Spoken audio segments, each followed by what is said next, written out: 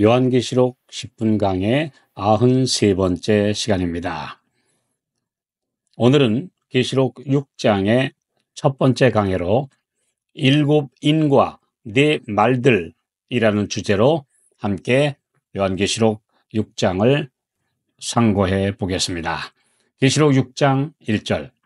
내가 보매 어린 양이 일곱 인 중에 하나를 떼시는 그때에 내가 들으니 네 생물 중에 하나가 우레소리같이 말하되 오라 하기로. 계시록 5장에서 유다 지파의 사자이신 어린 양 예수님이 보좌 옆에 있는 두루마리를 취하시는 때 이 두루마리에 일곱 봉인을 떼실 수 있는 오직 한 분이신 그분께 온 하늘이 찬양을 드렸습니다. 인류의 운명이 기록된 운명의 책이 그분에 의해 열려지고 있습니다. 이것이 일곱 인을 떼신다는 표현입니다. 하늘은 책, 곧 두루마리의 기록이 실제 사람들의 삶이며 위선이나 이중인격 같은 것은 결코 있을 수 없는 곳입니다.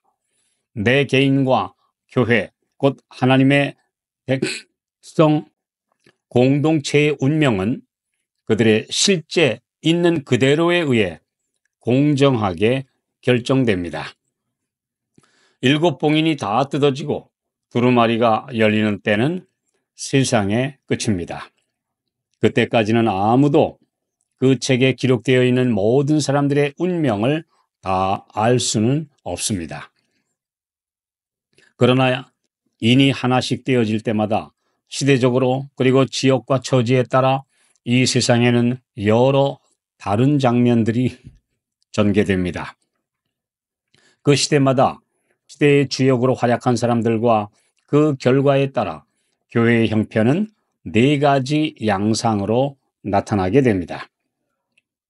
일곱인의 계시에서는 복음을 듣고 어떻게 반응하느냐에 따라 교회와 사람들의 전혀 달라진 모습들을 보게 됩니다.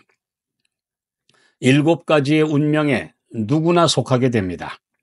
결국 최후의 심판과 인류의 운명은 복음에 대해 그들이 취한 태도에서 결정될 것입니다. 믿음으로 승리자가 되느냐, 아니면 배도와 타협을 하느냐, 또는 영적 죽음과 부패에 이르느냐 하는 것은 각자의 결정에 의한 것입니다. 그 와중에서 신실하게 믿음을 지킴으로 순교자가 되는 성도들도 있는 반면에 하늘을 보기 부끄럽고 심판의 공포로 인해 혼비백산하는 많은 사람들도 있을 것입니다. 이 일곱 가지 운명 중에 어느 그룹에 속할 것이냐를 인류에게 공개적으로 묻고 계시는 장면입니다. 일곱인이 하나씩 떼어질 때마다 하나님의 대리자인 네 생물, 곧 그룹 천사 중 하나가 오라라고 천둥소리같이 외칩니다. 역사의 주역들아 나오라라는 외침이며, 이 세상에 많은 권력과 세력이 있으나 하늘에서 보시는 시대의 주역은 그런 이 세상의 세력이 아니라 하나님의 나라와 그 복음을 전하여 사람들을 구원하는 성도들이라는 것을 가리키는 말입니다. 이들의 영적 상태에 따라 세상의 운명이 결정되기 때문입니다. 일곱인은 일곱 교회에 보내신 편지에서와 같이 초대교회부터 마지막 예수 재림시까지 약 2000년의 역사를 세분한 것입니다. 또한 이 같은 상황이 현재까지 계속 이어져 현재도 이런 다양한 모습을 볼 수 있습니다. 백마로 표상된 바와 같이 순결하고 승리하는 교회가 있는 반면에 붉은 말로 표상된 배도하는 교회도 있으며 청황색 말처럼 썩어가는 교회도 있습니다. 순교자의 운명도 있으며 예수님 오실 때 두려움에 절규하는 사람들도 있습니다. 그러나 이런 세파 속에서도 하나님의 인을 맞을 무리들이 승리자들로 하늘 보좌 앞에 서게 될 것입니다. 첫째 인부터 넷째 인을 떼실 때까지 등장하는 네 종류의 말과 그 기수는 이 땅에 하나님의 명령에 따라 움직이는 세력과 사탄에 의해 조종되는 악의 세력과의 사이의 투쟁 속에서 하나님의 교회가 어떤 모습으로 전투에 임하고 있는지를 네 종류의 말로 상징해서 보여주고 있습니다. 출애굽기 15장 1절. 이때 모세와 이스라엘 자손이 이 노래로 여호와께 노래하니 일러스되 내가 여호와를 찬송하리니 그는 높고 영화로우시며 말과 그 탄 자를 바다에 던지셨음이로다. 홍해를 건넌 후 추격하던 이집트의 군사들을 멸하시고 놀라운 구원을 이루신 여호와 하나님을 찬양하는 모세의 노래입니다. 그리고 마지막 때 하나님의 백성과 용의 부하들과의 전쟁에서도 주님은 같은 승리를 이루실 것이며 이 승리의 노래가 어린 양의 노래입니다. 그래서 모세의 노래와 어린 양의 노래, 이 두 노래가 한 노래로 불려질 것입니다. 계시록 15장 2절 3절. 또 내가 보니 불이 섞인 유리바다 같은 것이 있고 짐승과 그의 우상과 그의 이름의 수를 이기고 벗어난 자들이 유리바닷가에 서서 하나님의 검은 고를 가지고 하나님의 종 모세의 노래 어린 양의 노래를 불러 가로되. 옛 전쟁에서 기병은 승패를 좌우하는 첫째가는 군사력이었습니다. 말과 그 탄자라는 표현대로 훌륭한 말과 이 말을 잘 다루며 무예를 갖춘 병사는 막강한 군대의 상징이었습니다. 승리한 군대가 적군이 아예 힘을 쓰지 못하도록 하기 위해 적군의 말 뒷발에 힘줄인 아킬레스건을 끊어버린 기사가 성경에도 여러 번 기록되어 있습니다. 열왕기하 6장 17절.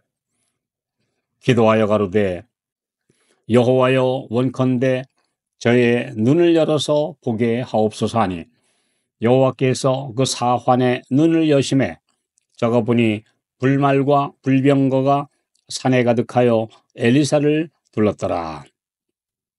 엘리야를 하늘로 데려가기 위해 왔던 불수레와 불말, 그리고 엘리사를 보호하기 위해 둘러싼 하늘의 천사들은 불말과 불병거로 묘사되어 있는데 하늘의 임무를 수행하기 위해 기꺼이 순종하는 빛난 말과 병거의 역할을 다하는 천사들의 모습입니다. 옛날 시골학교 운동회 때 풍경에서 기마전 시합을 회상해 보게 됩니다. 기마전에서 이기기 위해서는 기수도 중요하지만 튼튼한 말들처럼 말없이 힘을 합쳐 기술을 받들어주며 싸우는 사람들의 역할이 가장 중요합니다. 교회인 기술을 등에 태우고 열심히 달리는 말과 같은 성도들이 승리의 1등 공신이 되는 것입니다. 또한 말은 목적을 위해 하나로 뭉친 조직체를 상징합니다. 몸의 각 지체와도 같이 일사불란하게 하나님의 복음을 전하기 위해 나가는 교회와 선교 단체 등의 조직체는 명마와도 같은 존재입니다. 하나님의 사업을 위해 조직된 단체들과 교단의 조직체, 그리고 이에 소속된 일꾼들은 티 없이 맑고 깨끗한 충성심을 가지고 진리에 굳게 서지 않으면 점차 오류와 배도로 변질됩니다. 순결한 백마가 되든지 아니면 붉은 말과 흑마와 썩은 말이 되든지 그들의 열매가 그들의 상태를 증명할 것입니다. 기수로 상징된 교회가 말씀의 원칙대로 말을 몰고 전진하느냐 하는 것이 그들의 운명을 판가름하게 될 것입니다. 그리고 7장에는 가장 복된 인이 소개되는데 지구의 인과 달리 개인적으로 하나님의 인을 맞을 성도들이 승리자로 선언되고 있습니다. 성도들은 여러 운명의 복합인 7인보다 더 중요한 하나님의 인을 맞는 것에 초점을 맞추고 살아가야 합니다.